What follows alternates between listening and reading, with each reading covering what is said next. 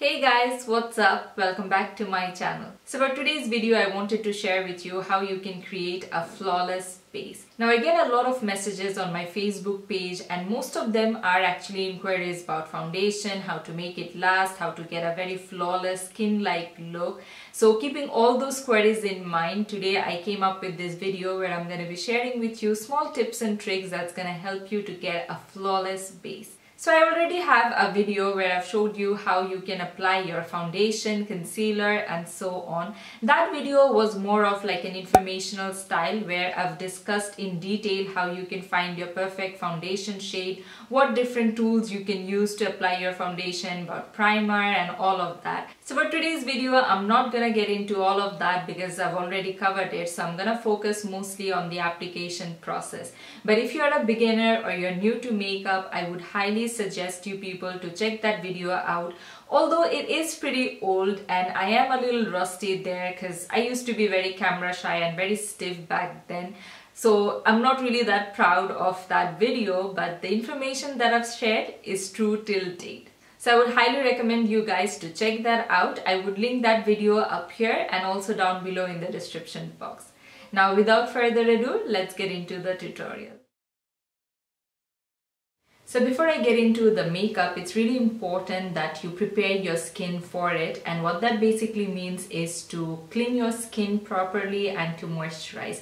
Now I've already washed my face with my regular facial cleanser, so now I'm gonna go in with my favorite moisturizer, and this is the Origins Ginseng Energy Boosting Moisturizer. This is very light and that's why I prefer using it before my makeup because it doesn't make my skin look greasy or oily or anything like that.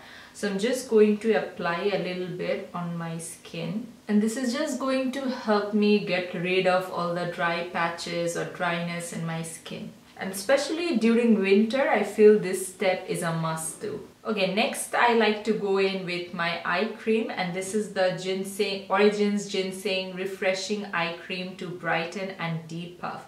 Now the reason I like using this eye cream especially is because it's not really that heavy or that thick. It's quite light and it just sinks into the skin really easily and very fast. You of course don't want something really heavy underneath your makeup because that's going to make it slip and slide and the makeup is just not going to stick to your face and is not going to stay that long. So I'm gonna apply the tiniest bit underneath my eyes, and the reason I apply it mainly is because my eye area is a little dry, so if I don't hydrate or moisturize it properly after I put on my foundation and my concealer, this area can look really dry and wrinkly, and you of course don't want to look like that. So that's why I prefer using an eye cream.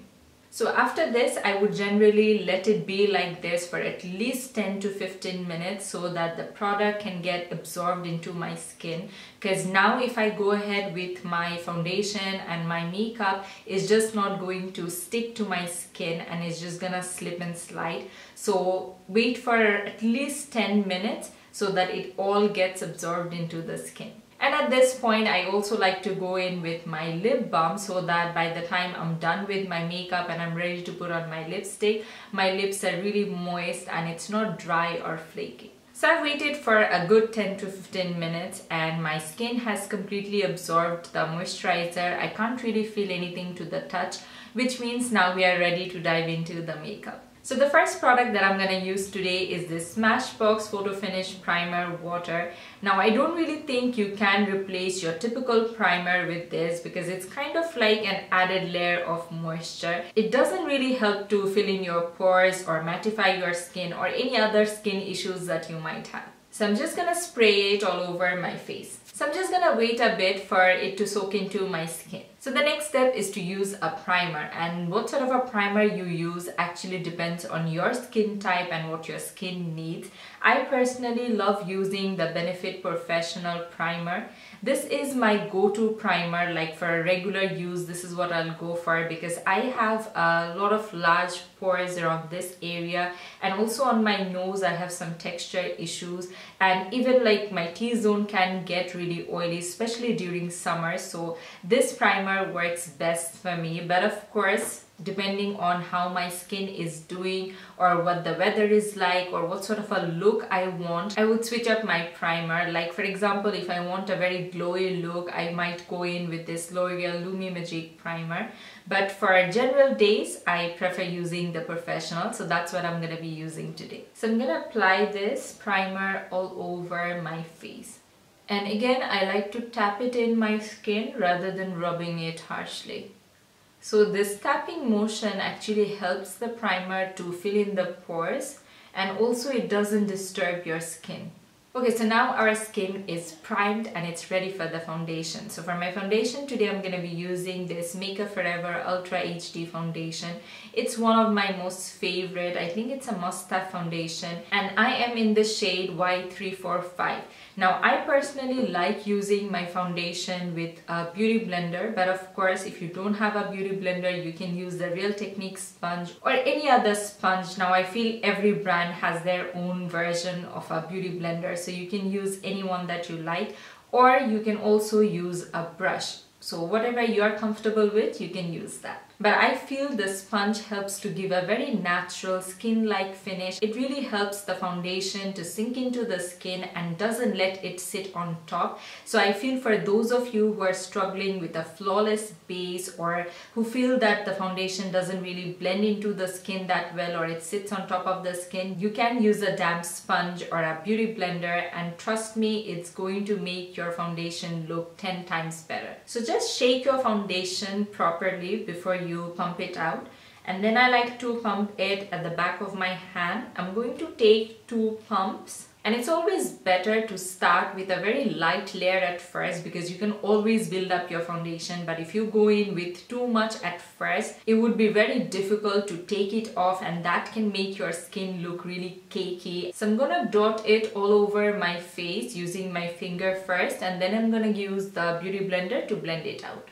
And I always like to apply a little bit on my neck area as well, or else it can make you look like as if you're wearing a mask. Now it's time to dab, dab, dab. So just keep bouncing your beauty blender like this all over your face, and it's just going to blend out the foundation and make you look flawless. Now the nose area can be a little tricky, so make sure you get in all the nooks and crannies of your nose.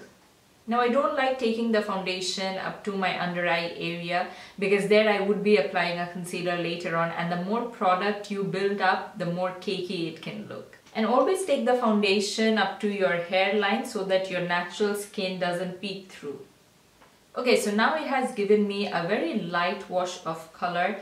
I can still see a little bit of discoloration or blemishes underneath, but I personally like this sort of a look because I feel it makes your foundation look very natural and skin-like. So because I want to show a very flawless base today, I'm going to take 1 more pump. So again, I'm going to dot it all over my face, especially the area where I want more coverage. And then again with the beauty blender, just dab, dab, dab. So now I'm done with my foundation, and I'm gonna move into my concealer. Now typically all over YouTube and Instagram, you can see people using concealer that is much lighter than their skin tone underneath their eyes and doing all the designs and everything. Now you should understand why they use a lighter shade of concealer, and that's mainly to highlight their face and not so much to conceal the dark circles or anything like that. So if you want to highlight your face, use a concealer that's 1 or 2 shades lighter. Don't use like a white concealer. I think it just makes your skin look really artificial. But if you don't want to highlight and you just want to use a concealer to hide the under eye dark circles, then I would suggest you to use a concealer which is maybe the same shade of your skin, or maybe just 1 shade lighter. So for my concealer, I like using this Maybelline Fit concealer, and typically I use the shade 20, which is a little lighter than my skin tone, and I'm gonna apply it underneath my eyes in a triangular shape. And this shade mainly helps to highlight your face. Now I'm not using the concealer on any other high points of my face like my cheekbone, nose bridge and all, because I want to do a separate video to show you how to highlight and contour your face. So that would be coming up really soon. So then I'm again going to take the damp beauty blender, and I'm just gonna blend out the concealer underneath my eyes. Now I like to take the concealer up on my eyelids as well, just to hide the discoloration that I have there. Now if there's any area where you need a little more coverage, or if you have blemishes or dark spots or anything like that that you want to cover up, you can take a concealer that matches your skin tone and just spot conceal. So I can see a little bit of red spot peeking through here, so I'm going to apply just the tiniest amount on top of that spot and just blend it out using the beauty blender. So right after I'm done blending out the concealer, I like to go in with a setting powder because I have some fine lines underneath my eye. So if I don't set the concealer right away, it can crease. And the powder that I absolutely love using is the Mercier Translucent setting powder. So I'm going to use the tiniest amount at first and just apply it underneath my eye. Now you can of course use the baking technique, which has been the trend like for 2016, but I feel using so much powder underneath your eye can actually make it look very dry, or it can make it look cakey. If you don't have so many fine lines and all, then maybe you can try it out, but I personally feel using just the tiniest amount of powder works for me the best. So I'm going to apply a little bit of the powder on my eyelids as well. And then the next step is to set the foundation in place. Now there are certain foundations that set on its own, so you won't really feel tacky to the touch, but there are certain ones which can feel a little sticky or a little tacky. Those ones need to be set. I personally like setting any foundation that I'm wearing no matter what, because I do have some prominent smile lines, so if I don't set my foundation, it can settle in those lines. So for me, setting the foundation is a must. So the powder that I like to use to set my foundation is my MAC Studio Fix powder, and it also adds a little bit of coverage, which is always great. And even for your powder, it's very important that you choose a shade that matches with your skin tone. Don't use something that's too light or too dark for your skin. So I like to take a big fluffy brush and just swirl it on my powder and then slowly tap it on my face. Don't, keep on rubbing it like this, because then I feel it can disturb the foundation underneath. So the best way to apply the powder is to just tap it on. And again, start off with a very light layer, because powder is actually one product that can make your skin look very cakey if you apply a lot of it. So don't apply too much powder. And I feel a lot of people have the habit of layering on powder throughout the day, especially people who get really oily.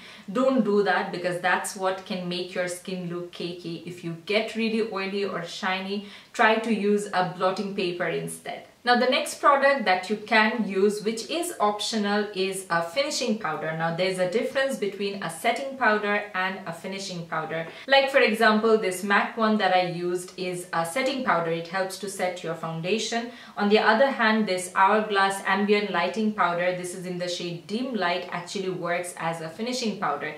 It doesn't really set your foundation that well, but it gives a really nice glowy look at the end of your makeup. So I'm just going to apply it very lightly all over my face so that it gives a very nice glowy luminous effect. And now on to the last step, and that is to set the base makeup in place so that it gets rid of the powderiness and it makes it look like your skin. And for that you need to use a makeup setting spray. Now there are many different types of makeup setting sprays from many different brands, so it's of course up to you what sort of a finish you want or what's your skin preference, and you can choose one that meets your needs. Now I like to use this Urban Decay All Nighter makeup setting spray because it helps to make your foundation, your base makeup last all day, and you don't have to worry about a thing. So hold it at a distance of like 1 feet from your face and generously spray it onto your face. And just fan your face so that it dries up quickly. So this is how you can achieve a flawless skin-like base. And now your face is ready for the rest of the makeup. So I hope you enjoyed watching this video, and if there's any other makeup basics video that you would like me to do, then please let me know in the comments down below.